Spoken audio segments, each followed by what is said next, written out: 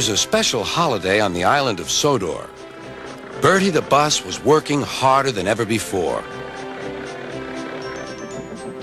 All the engines were busy too.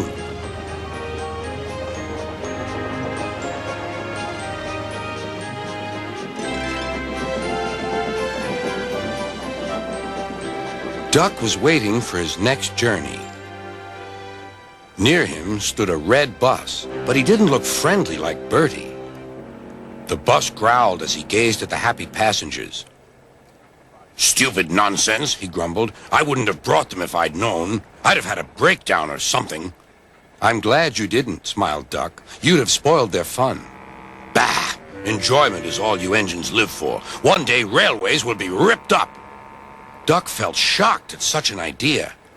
"We have a friend called Bertie, and he's a bus, but he likes the railway.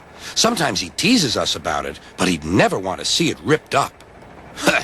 growled the bus. "I know Bertie. He's too small in size to be of any use." Duck took no notice.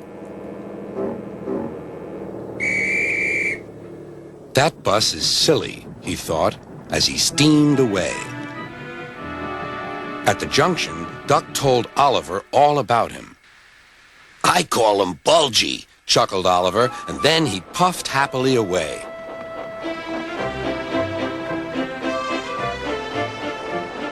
But that afternoon, when the two engines met again, Oliver was no longer laughing.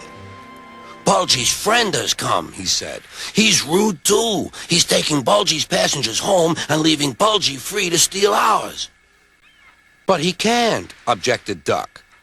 "Bulgy says he can get them to the big station before us."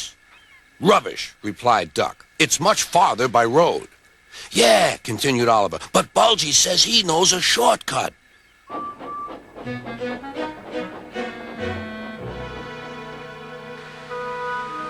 That evening, the engines were preparing for the homeward rush.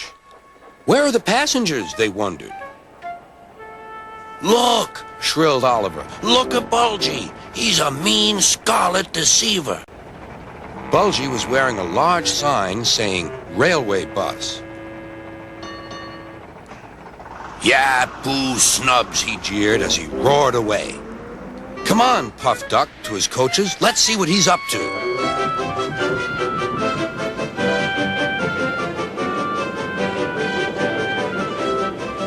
Duck wanted to get back at Bulgy, but he wasn't sure how.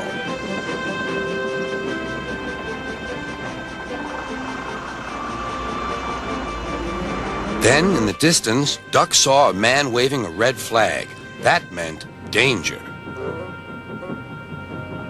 The line here crosses a narrow road, and there was Bulgy, wedged firmly under the bridge. "So this was his shortcut," chuckled Duck. "He tricked us," shouted Bulgy's passengers. "He said he was a railway bus, but he wouldn't accept our return tickets. He wanted us to think railways are no good." Duck's crew examined the bridge. "It's risky, but we must help the passengers."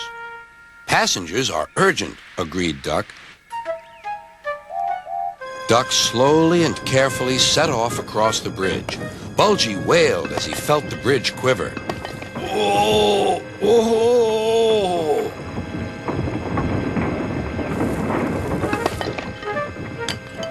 "Stop!" he shouted. "It might fall on me."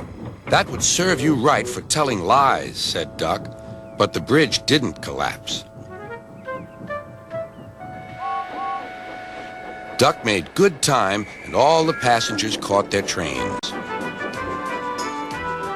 The bridge is now mended, but not, unfortunately, Bulgy and his ways. He never learned sense. He's a hen house now, and his lies can do no harm. The hens never listen to them anyway.